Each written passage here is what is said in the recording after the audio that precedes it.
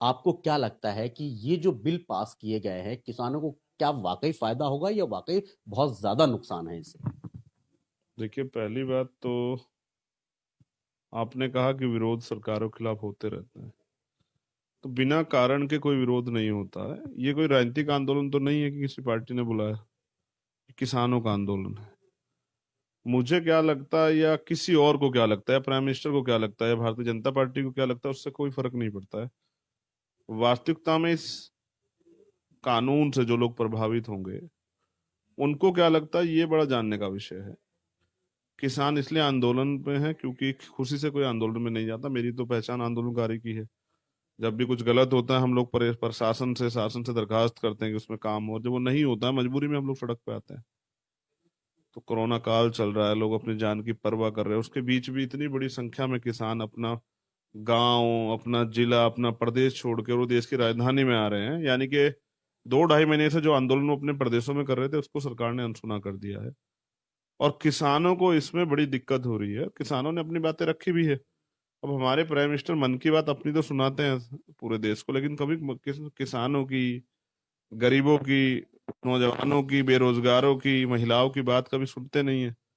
तो किसान अपनी बात सुनाने के लिए आए हैं, और ये लोकतंत्र की खूबसूरती है कि आंदोलन, सड़कें, वो कम से कम जनता का एक दबाव रहना चाहिए कि जो सरकार है वो तानाशाह ना हो।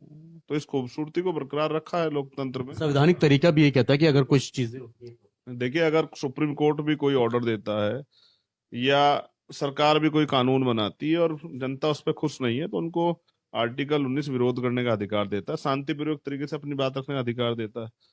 और किसानों को धैर्य की दाद देनी चाहिए कि जिस जो किसान पूरे देश को अन्न देता है, जो पहचान देता है धान के कटोरे की देश को, जो पहचान देता है कि गेहूं में सबसे ज्यादा उपज होती है, जो दुग्ध उत्पादन में पहचान देता है, उस किसान के साथ जो हुआ है ये बड़ा दुखदाई है। जब वो आ रहा था, उसका रास्ता रोकने के लिए जो है सर्दी में ठंडे पानी की बौछारें की गई, आंसू गैस के गोले छोड़े गए। और किसानों में ऐसा नहीं कि एक नौजवान तबका ही है।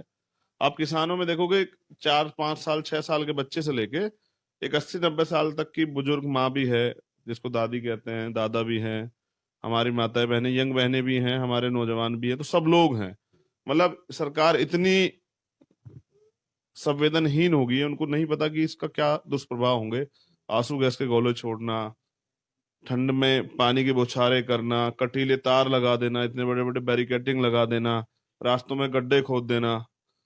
आप समझिए, 13, 14, 10 के करीब चला जाता है टेम्परेचर रात में, और ऐसे टेम्परेचर में वो भी हाईवे पे अगर बैठे हो हाँ, तो। अपना घर छोड़ के खुले में रहना, और फिर राशन लेके आए हैं क्योंकि उनको पता था कि सरकार के चाल चल से वो वाकिफ है। वाकिफ है। मैं एक और बात इसमें ये कह देना चाहता हूँ कि जैसे आपने कहा था कि आपको क्या लगता है, तो मैं बिहार से भी लौटा हूँ। बिहार में भी कॉन्ट्रैक्ट फार्मिंग की गई थी, गुजरात में भी की गई थी, और उसका आउटपुट ये है। हम लोग मतलब पुराना जो हुआ है उसी से तो अनुभव लेते हैं। अनुभव ये है कि आज किसान वहां 600 रुपये 800 रुपये धान बेच रहा है, और एमएसपी है 1970 रुपये। यानी कि एमएसपी बहुत जरूरी है। और किसानों की सबसे बड़ी मांग ये है कि एमएसपी को कानून के दायरे में लाया जाए। यही मांग सबसे पहले वो रख रहे हैं, जो सरकार हटाना चाह रही है। अभी मैंने खट्टर जी का बयान सुना। खट्टर जी कह रहे थे कि मैं राजस्थान का जो धान है उसको यहाँ नहीं बिकने दूंगा, हरियाणा में। और प्रधानमंत्री कहते हैं कानून हमने बनाया कि किसान अपने फसल को कहीं जाकर बेच सकता है। कथनी और करनी में इतना फर्क है।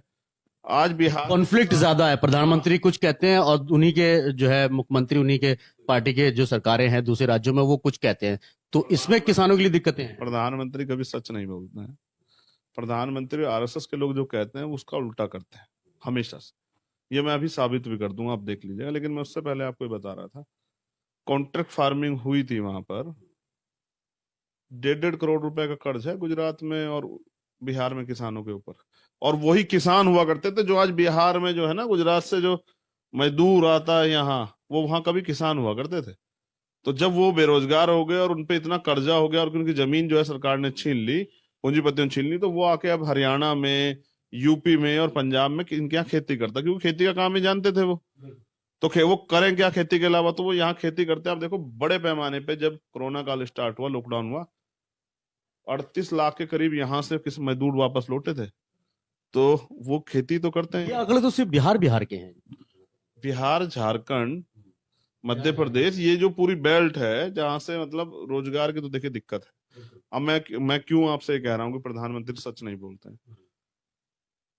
देखिए, प्रधानमंत्री ने सबसे पहले उनका नारा था कि हम 15 लाख रुपए देंगे, नहीं दिए। जो लोगों के घरों में थे वो नोटबंदी करके निकलवा लिए, आम आदमी की कमर तोड़ दी। उन्होंने कहा कि हम व्यापारियों को जो है बाद में इस पे बयान भी आया कि तो एक महज एक जुमला था, तो क्या ये जुमला भी आम जनता को ठगने के लिए ही था? अरे सभी ठगने के लिए ही हैं। देखिए, इस देश की जनता भावनात्मक है, उनको बेवकूफ बनाने के लिए सरकार और आरएसएस बीजेपी की वर्तमान की सरकार की बात कर रहा हूँ, तो वो धर्म का, राष्ट्रवाद का, झूठे राष्ट्रवाद का सहारा लेते हैं। दूसरा, उन्होंने कहा कि भाई हम जो हैं 2 करोड़ रोजगार देंगे। पिछले 1 साल के अंदर 6-7 महीने में 4 करोड़ रोजगार जो है चले गए हैं।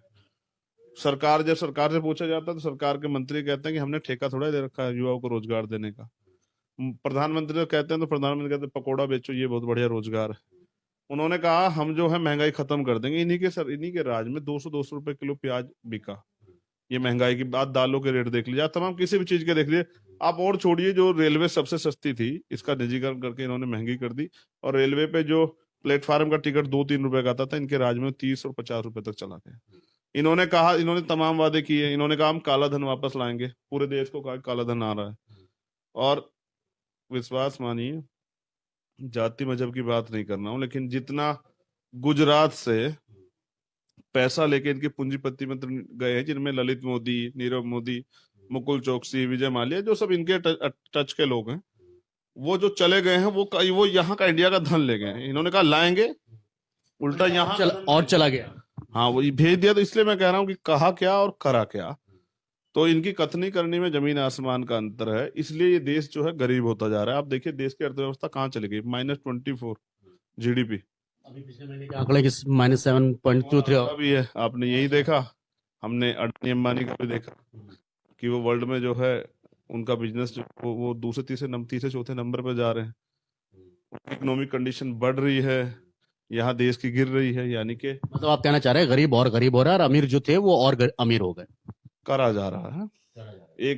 जब जिन लोगों ने फंडिंग की थी, जिन लोगों ने सहारा दिया था मोदी जी को सरकार बनाने में, और इनके इनके जो जिन्होंने वो मीडिया के चैनल खरीदे और मोदी जी का ही प्रचार प्रसार किया, उनका कर्जा उतारा जा रहा है।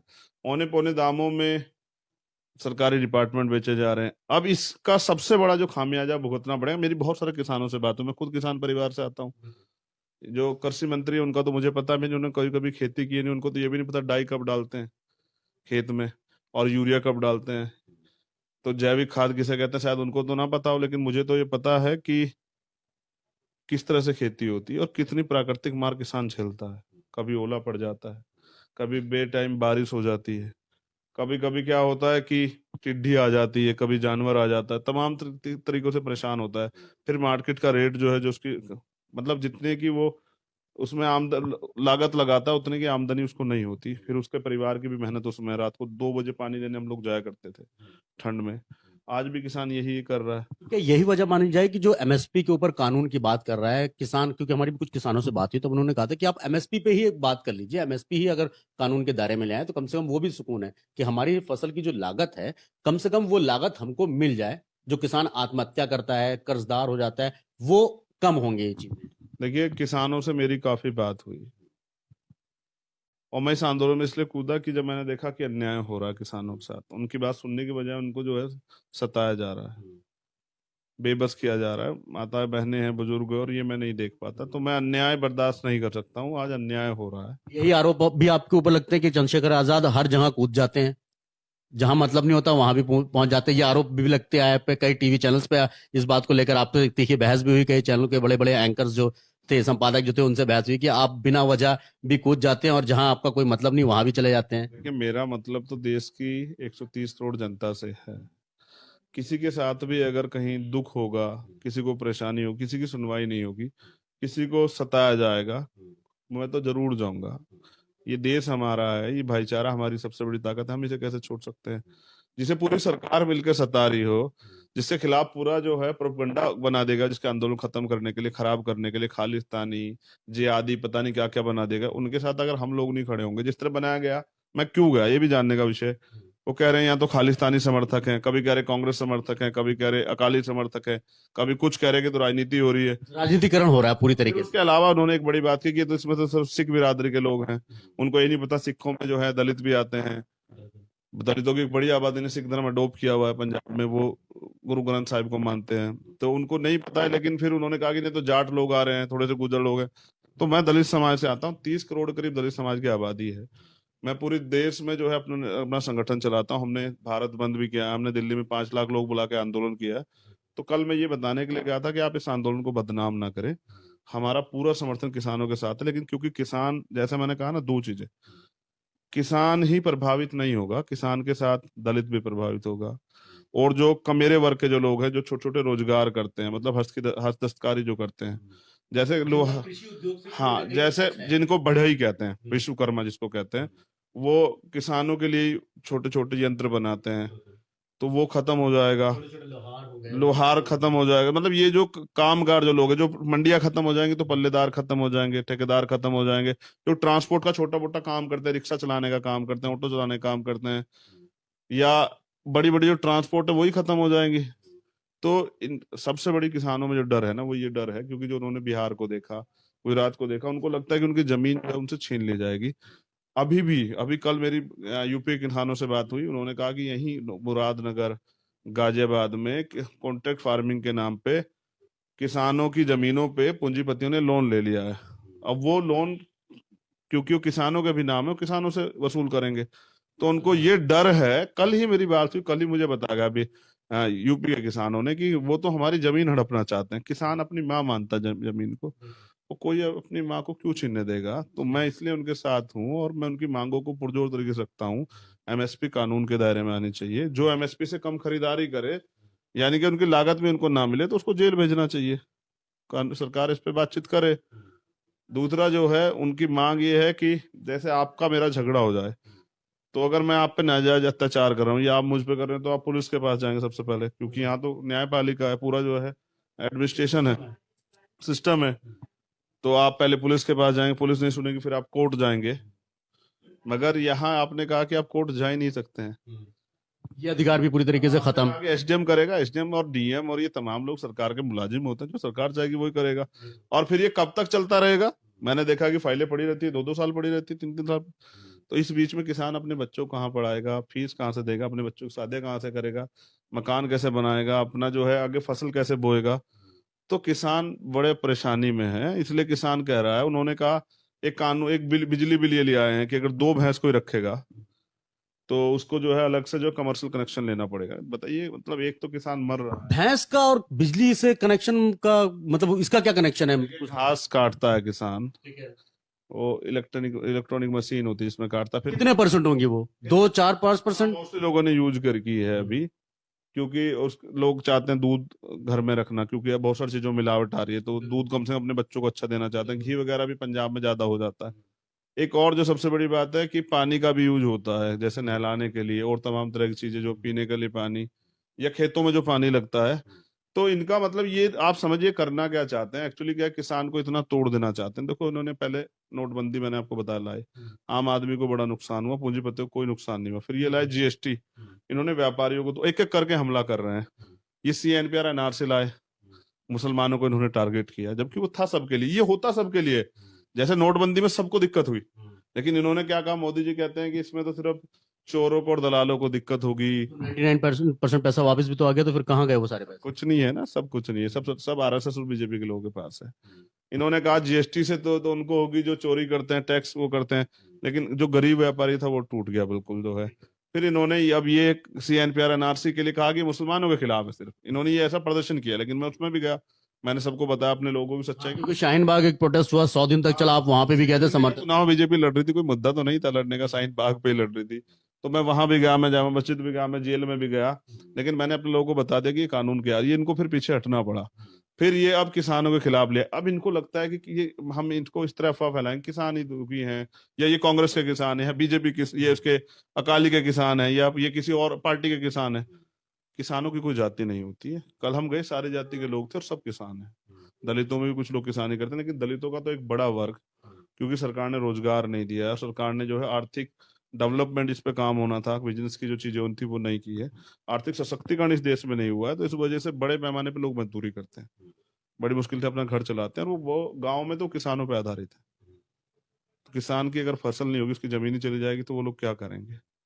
तो किसान क्या करता है, किसान बहुत कुछ पे तैयार करता है, फसल तो तैयार करता है लेकिन अपने बच्चों को भी तैयार करता है, और जिस तरह से वो देश की मिट्टी के प्रति समर्पित रहता है, अपनी माँ के प्रति समर्पित रहता है, उस तरह से वो देश के प्रति उसका बच्चा भी समर्पित होता है। मैंने देखा कि बहुत सारे किसान यहाँ हैं और उनके बच्चे सेना में हैं और वो बॉर्डर पे हैं। यही चीज मैं आपने बहुत अच्छा चीजें की याद दिलाई।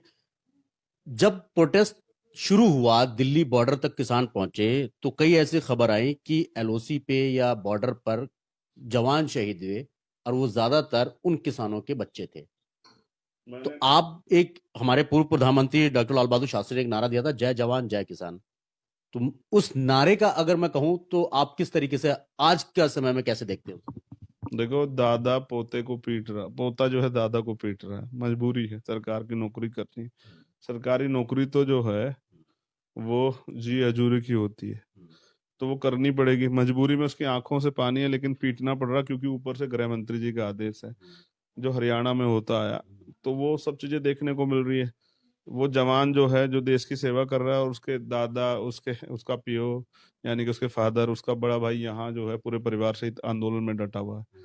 बड़ी तकलीफ हो रही है। मैंने एक दो तीन लोगों की तो खबर आई, इनकी एक दो लोग बच्चों की, मतलब हमारे सैनिकों की, वीर सैनिकों की शहादत हुई और उनके परिवार के लोग यहाँ थे, लेकिन मैं तो कल दसों लोगों से ऐसे मिला जिनकी अगले हफ्ते जो है, जिनकी बेटियों की शादियां हैं, और मैं पूछ रहा था कैसे करोगे, तो मुझसे कह रहे हैं कि घर वाले कर लेंगे, लेकिन अभी अपनी माँ को बचाना है, अपनी अपनी धरती को बचाना है, आने वाली पीढ़ियों के लिए सोच रहे हैं। आप सब समझिए, 60 साल का 65 साल का किसान, 60 साल 65 साल की जो किसान है या उनकी जो घरवाली है, वो यहाँ क्यों आई है, हमारी बीबी यहाँ क्यों आई है, हमारा पियो यहाँ क्यों है, हमारा दादा यहाँ क्यों आया? वो इसलिए आया कि उसको अपनी परवाह नहीं है, आने वाली पीढ़ियों की कहीं ना हाँ, कहीं। क्योंकि बिहार से अनुभव लिया है ना, हम्म। कॉन्ट्रैक्ट फार्मिंग का अनुभव लिया है, और एक पेप्सिको कंपनी का उनके पास पहला सा अनुभव है। आलू का काम जब स्टार्ट हुआ, तो जब आलू बड़े पैमाने पे लोगों ने कर दिया, तो उनको लगा कि बस आलू क्या करना है, तो उन्होंने उसमें एक पैमाना लगा दिया कि एक ये सर्किल है, इसमें इस साइज का ही हम लोग आलू लेंगे, तो किसान बहुत बर्बाद हुआ। तो वो तो सरकार की नीति को समझता है कि सरकार करना क्या चाहती है। देखिए, सब कुछ तो बेच दिया है, अब जो किसानों पे धरती है, उस धरती को अडानी अंबानी को सौंपना है। अब इसमें सबसे बड़ा नुकसान क्या होगा, आम आदमी को का क्या नुकसान है इसमें, जो आम आदमी को भी समझ नहीं आ रहा है। अगर किसान तो स्टोरेज नहीं कर सकता, इन्होंने स्टोरेज की जो पहले एक सीमा थी वो खत्म कर दी है कि कोई कितना भी स्टोर कर सकता है। तो अभी क्या होगा कि काला बाजारी स्टार्ट होगी। एक अंबानी जैसा एक आदमी जो है, वो पूरे देश का जो है की फसल खरीद लेगा, और उसके पास इतनी जगहें भी हैं कि वो रख लेगा, और फिर वो एक समय के बाद, क्योंकि किसान तो भंडारण नहीं कर सकता, स्टोरेज नहीं कर सकता, उसको तत्काल बेचनी है, उसको तो फिर आगे की फसल के लिए भी वो चाहिए। ऐसा तो नहीं वो खेत में घेर के रख लेगा, घर में रख लेगा, क्योंकि उसको तो पैसे भी चाहिए ना। तो वो तो औने पौने दाव में बेचेगा इनको, मजबूरी हो जाएगी, घर चलाना है, अपने बच्चों को फीस देनी है, शादियां करानी है, मकान बनाने, दूसरी फसल लेके आनी है, ट्रैक्टर का तेल चाहिए, ट्रैक्टर खरीदना है, बहुत सारी समस्या, पानी के लिए पैसे चाहिए। ये उसको बेचेंगे उस समय पर जिस समय उसको, पहले ये उसकी क्या करेंगे, काला बाजारी से क्या होगा, मार्केट में उसकी कमी हो जाएगी, फिर डिमांड बढ़ेगी, तो ये उसे अपने रेटों बेचेंगे। जैसे मैंने कल भी बताया कि ये जो घड़ी आपने और मैंने पहनी है ना, इसका रेट हमने तो तय नहीं किया है, ये तो जिस कंपनी की उसने तय किया है। तो फिर वही फसल आएगी इनकी कंपनियों के नाम से, जैसे अडानी के नाम से आ जाएगा या अंबानी के नाम से आ जाएगा, फिर वो उसे उसी रेट में भेजेगा, जिसको लेना है लो। तो जो 10 रुपए का माल है वो 100 रुपए में जाएगा, और जब 100 रुपए में जाएगा तो उसका असर जो है पूरे देश पे पड़ेगा, यानी कि महंगाई बढ़ेगी। तो आज ही इकोनॉमिक कंडीशन कहाँ है, प्रति व्यक्ति जो आय है उसका आप देख लीजिए, उसके ऊपर से महंगाई की मार, तो आम आदमी की कमर टूट जाएगी। जिस आम आदमी को लग रहा है कि नहीं किसानों का आंदोलन, मुझे तो, मैं तो समझ गया हूँ ना। मैंने इसको बहुत, स्वामीनाथन की रिपोर्ट मैंने पढ़ी कि वो लागू नहीं हुई है, इन्होंने कहा था हम लागू करेंगे, ये प्रधानमंत्री का बयान है कि हम सरकार में आएंगे तो जय जवान जय किसान के नारे के साथ स्वामीनाथन की जो है रिपोर्ट उसको लागू करेंगे। आज तक तो नहीं हुई। यूपी में, मैं तो यूपी से आता हूँ, अभी गन्ने का रेट तय नहीं हुआ है, 1 महीना हो गया चलते हुए, योगी सरकार नहीं तय कर पाई, ना केंद्र सरकार तय कर पाई है।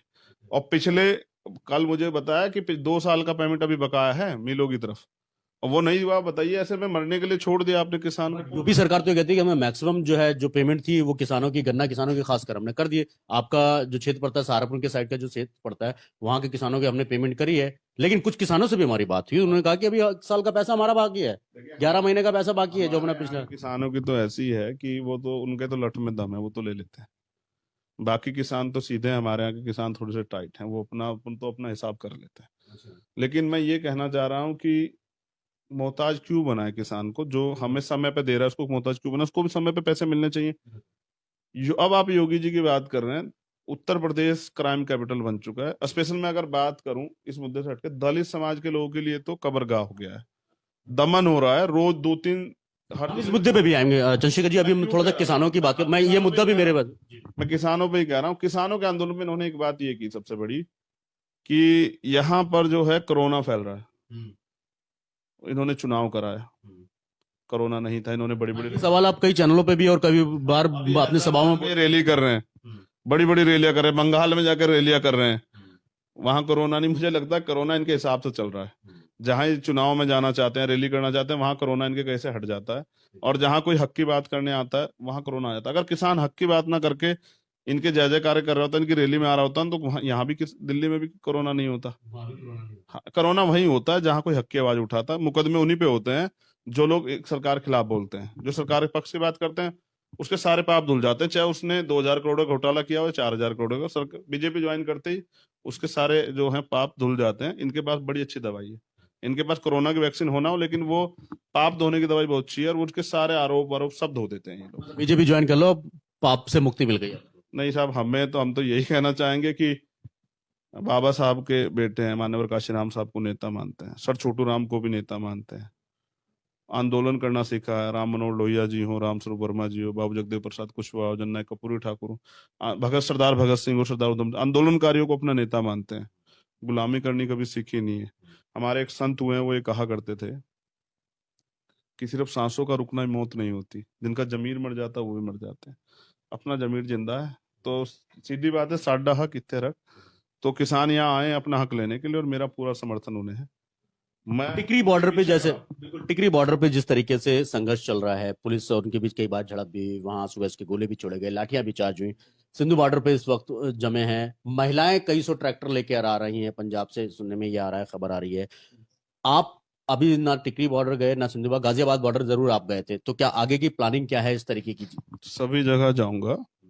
मैंने कहा कि किसान लीड कर रहे हैं, देश का अन्नदाता जिस आंदोलन को लीड कर रहा है वो आंदोलन जरूर सफल होगा। और जिस देश का अन्नदाता जो है वो देश की रीढ़ है। जिस देश का अन्नदाता खुशहाल नहीं होता वो देश कभी खुशहाल नहीं हो सकता है। तो अन्नदाता लड़ रहा है और हम उनके समर्थन में खड़े हैं। तो जहां जहां जब जब मुझे मौका मिलेगा मैं जाऊंगा। अभी उनकी वार्ता भी चल रही है। मैं तो चाहता हूं कि सरकार किसानों की मांग को माने। कल मीटिंग हुई लेकिन बेनतीजा निकली। 3 तारीख का मतलब कल का एक टाइम और मिल गया कि 12 बजे के आसपास दोबारा मीटिंग बैठेगी। पारदर्शिता सरकार को छोड़नी चाहिए। लोकतंत्र है, राजतंत्र नहीं है। देखिए, पहली बात तो कोई किसान इनके पास नहीं आया कि हमें ये कानून बना के दे दो। ये तो वो है कि मतलब पकड़ पकड़ के आओ, तुम्हें जो है क्या नाम, ये कानून देते हैं, आओ तुम्हें पकड़ मतलब कोई किसान आपके पास नहीं आया है। जो आपकी साझे की सरकार में थे, किसान परिवार से जुड़े हुए लोग, अकाली के लोग, उन्होंने आपको छोड़ दिया क्योंकि उनको पता है कि ये तो बिल्कुल ही खत्म। हरियाणा में खट्टर सरकार को एक निर्दलीय विधायक था, आज उन्होंने भी सिर्फ इसी वजह से उनका साथ छोड़ दिया, उनका सपोर्ट अपना वापस ले लिया। देखिए, राजनीतिक लोगों पे तो बहुत सारी चीजें के दबाव और तमाम तरह की चीजें होती है। जब वो छोड़ रहे हैं तो आम जनता में समझिए क्या हाल है। आम जनता जिसने बनाई थी नई सरकार, इन्होंने बहुत झूठे वादे किए थे, बहुत खोखले वादे किए थे। जनता को लगा, जनता भी त्रस्त थी, कांग्रेस उनको लगा कि चलिए अच्छी सरकार दे सकते हैं। इन्होंने सिर्फ दिया तो खोखले वादे और जमूले दिए और कुछ नहीं दिया। और जनता जो है अब इनको समझ चुकी है, और मुझे लगता है कि जनता अब इनको ज्यादा दिन बर्दाश्त नहीं करने वाली। बस हमें करना क्या है कि हमें अभी उनके आंदोलन को सपोर्ट करना है। मैं नहीं चाहता कि इनके आंदोलन किसी भी तरीके से बदनाम करे, क्योंकि बदनाम बदनाम मीडिया तो ढूंढ रही है, कोई पॉइंट मिल जाए कहीं से हम इनके आंदोलन को जो है बदनाम कर दें। और देखिए, किसी भी आंदोलन के लिए जन समर्थन बहुत बड़ी चीज होती है। इस आंदोलन को जन समर्थन है, क्योंकि रोटी हर हर घर खाता, सोने चांदी नहीं खाता कोई भी। प्राइम मिनिस्टर भी रोटी खाते हैं, राष्ट्रपति भी रोटी खाते हैं, मैं भी रोटी खाता हूँ, आप भी रोटी खाते हैं। जो एक सफाई कर्मचारी काम करता है, मेरा भाई, मेरे परिवार का व्यक्ति, वो भी रोटी खाता है। एक जज भी रोटी खाता है, वकील भी रोटी खाता है, सब लोग रोटी खाते हैं। अन्न को नहीं कोई भी छोड़ सकता है। तो इसलिए जो है अल्टीमेटली इस आंदोलन को जन समर्थन है और उस जन समर्थन को कमजोर करने के लिए सरकार पूरा जोर लगा रही है, और उनसे जुड़े हुए मीडिया के जो चैनल है वो गलतियां तलाश रहे हैं। लेकिन किसान बहुत समझदार है, अरे पैदा करते हैं फसल, वो इतने बेवकूफ थोड़ा ही है, उनको कोई बहका नहीं सकता ना। बकवास करता है कि उनको गुमराह किया जा रहा है। यही इसी जो आंदोलन चल रहा है इस पे भी अब आरोप लगने शुरू हुए हैं। कई बड़े मीडिया घराने हैं जो आप तक के कुछ ने कहा ये खालिस्तान से इनका समर्थन है, कुछ ने कहा कि इनको जिहादियों का समर्थन है। 2 दिन पहले कल ही शाहीन बाग की जिनसे आप मिलकर आए थे दादी, वो गई थी समर्थन देने, पुलिस ने उनको अरेस्ट किया, बाद में रिहा भी किया गया, उनको छोड़ दिया गया।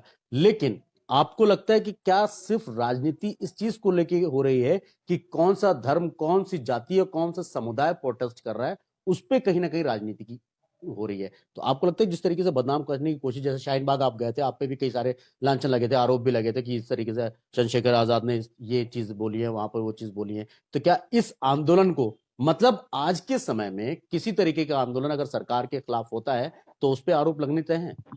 देखिए, सरकार सामना नहीं कर सकती है। पहली बात तो आंदोलन देखना पड़ेगा ना, आंदोलन कैसा है। शाहीन बाग का आंदोलन भी सही था, संविधान के बचाव में था, और ये आंदोलन भी जो है देश के बचाव में।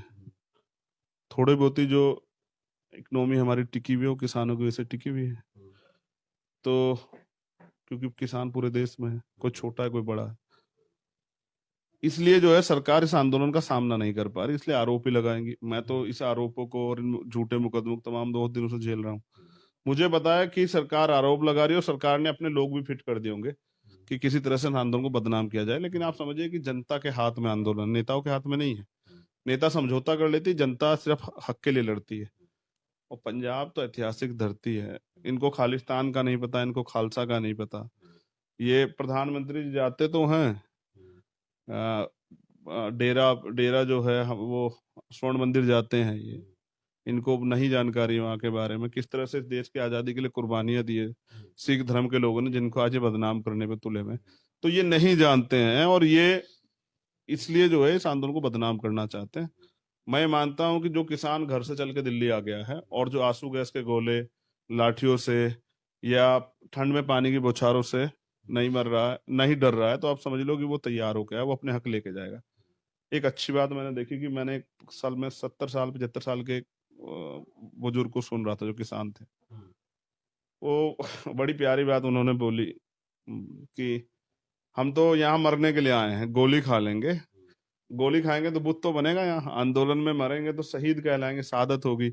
घर मरेंगे तो कोई भी नहीं पूछेगा, तो हम तो मरने के लिए। आप समझिए कि इतना जज्बा जिस आंदोलन में हो, तो उसके आगे मुझे लगता है वाहिगुरु की मेहर है आंदोलन पे, और सदगुरु रविदास जी महाराज, भगवान वाल्मीकि महाराज, गुरु नानक देव की भी मेहर है। तो जब जिस आंदोलन पे अपने संतों महापुरुषों गुरुओं की मेहर हो और वो आंदोलन न्याय के लिए हो, वो जरूर सफल होता है। मेरा पूरा समर्थन किसान आंदोलन को है। मैंने एक परस अभी 4-5 दिन पहले जब किसान दिल्ली की तरफ कूच कर रहे थे, दिल्ली पुलिस ने एक अपनी जो है वो डाली थी एप्लीकेशन की भाई हम इनको 6-7 स्टेडियम में जो है जेल बना के बंद करना चाहते हैं। 9 स्टेडियम की परमिशन मांगी है दिल्ली सरकार से। हाँ, तब मुझे लगा कि नहीं ये गलत कर सकते हैं, तो मैंने फिर तब आके ट्वीट भी किया था और लाइव आके भी कहा था अगर किसानों को बस जेल में डालने का प्रयास किया तो हम लोग जेल भरो आंदोलन चलाएंगे। और जब वो दिल्ली सरकार ने या सेंटर की सरकार ने या इनके लोगों ने सुना होगा तो उन्होंने कहा कि एक ये तो पहले किसान ही बहुत है, चंद्रशेखर को क्यों उसमें इन्वॉल्व करना, अगर ये आएगा तो और वो हो जाए। क्योंकि मैं तो दिल्ली सरकार को और दिल्ली पुलिस को और दिल्ली को या पूरे देश में जहां भी आंदोलन होता है, वो तो जानते हैं कि दलित समाज के लोग मेरी कितने जो है मेरी बातों पे अमल करते हैं। उनको चाहे कितना भी आप धोखा दे दें, लेकिन जब मैं कहता हूं तो उनकी समझ में आ जाती है। तो उनको पता है कि अगर ये और आ जाएगा तो फिर कुछ भी नहीं बचेगा, फिर तो मतलब ये माना जाए कि चंद्रशेखर आजाद आज के समय में भारत के अंदर दलितों के सबसे बड़े नेता हैं। नहीं, मैं उनका बेटा हूँ, उनकी आवाज हूँ, उनके अधिकारों के लिए संघर्ष कर रहा हूँ और मेरी राजनीतिक चेतना का निर्माण करना उनमें बहुत जरूरी है, उस पर काम कर रहा हूँ। उनको तैयार कर रहा हूँ कि हर घर में नेता तैयार हो जाए, उनको विचारधारा से जोड़ रहा हूँ। और मैं चाहता हूँ कि देखिए आदमी विचारों से जुड़े और विचार महत्वपूर्ण होता है। तो अपने महापुरुष संतों का जो गुरुओं का दिखाया हुआ रास्ता उनको बता रहा हूँ और वो लोग तैयार हो रहे हैं। सही बात कर रहा हूँ तो लोग जुड़ रहे हैं, वरना मेरी एज के मेरी उम्र के लोगों को पता नहीं कितने लोग घूमते, कोई पूछता भी नहीं है। हाँ, मुझसे बहुत प्यार करते हैं, क्यों करते हैं ये वो जाने। मैं अपने काम में, मेरी यही इच्छा है कि बहुत सारे नेता समाज में तैयार हो जाए और समाज की लड़ाई को ईमानदार से लड़ी जाए। बहुत दिन से समाज लूटता आ रहा है, धोखे खाता आ रहा है, तो अब मैं उन लोगों को तैयार कर रहा हूँ कि जो इस समाज को कुछ देना चाहते हो, इससे लेना ना चाहते हो, जिनको अपना पेट ना प्यारा हो, जिनको समाज का दुख दर्द प्यारा हो। और बहुत लोग तैयार हो रहे हैं। अब वो जेल से नहीं डरते हैं, मुकदमों से नहीं डरते हैं, कहीं भी कोई मामला तो आंदोलन करते हैं, मुझे बिना बताए भी आंदोलन करते हैं, तो मुझे और ताकत मिलती है। और मुझसे थोड़ा सरकार, अब मीडिया के लोग कहते हैं कि आपसे डरती है, मुझसे नहीं डरती, देश के संविधान से डरती है और देश की उस जनता से डरती है जिसका सपोर्ट मुझे है।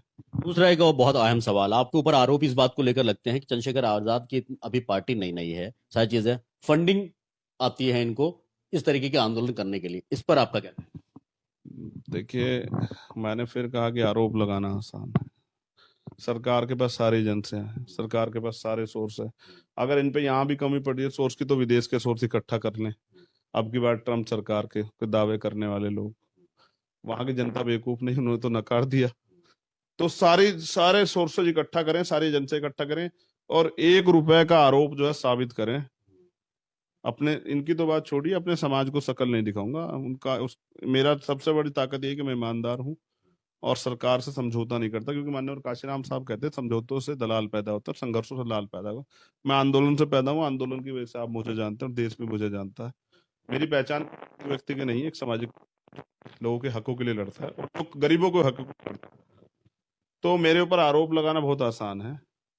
हाँ, अगर हिम्मत है सरकार में तो पाला खींच के तय करे, जिस तरह योगी जी ने लगा दिया कि 100 करोड़ की फंडिंग, और वो तो हमने कहा कि चलो 1 लाख रुपए साबित कर दो कोई अकाउंट में, या 1 लाख रुपए का आरोप साबित कर दो, तो मैं राजनीति छोड़ दूंगा, वरना आप माफी मांगे।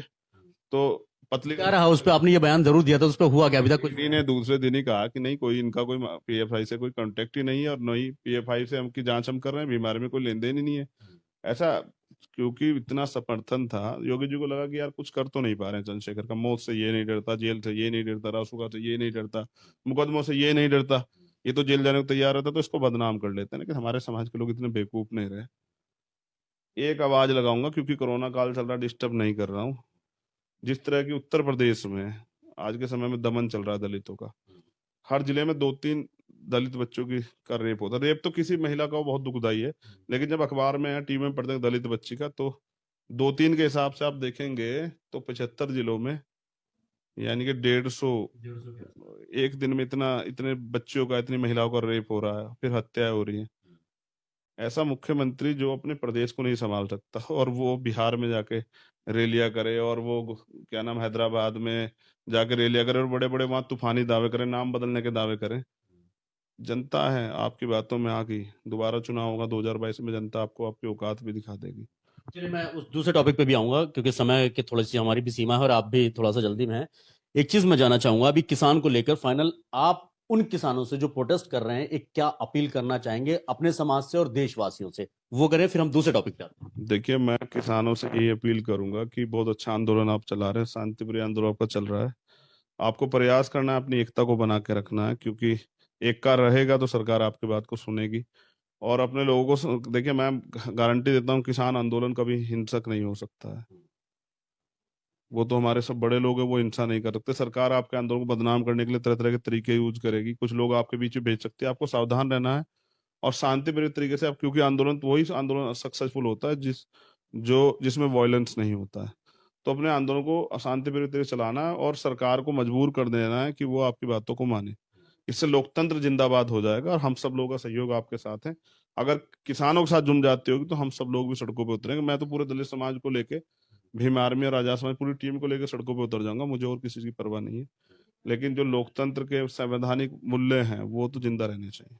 चलिए, अब रुख कर लेते हैं थोड़ा सा आपने आपके राजनीतिक सफर पर। उत्तर प्रदेश में जिस तरीके से चीजें अभी हुई हैं, उस पे मैं 2 मिनट लूंगा, सिर्फ 2 मिनट लूंगा, सिर्फ 2 मिनट लूंगा इस चीज को लेके। 2:15 हुए हैं अभी, बस 2 मिनट।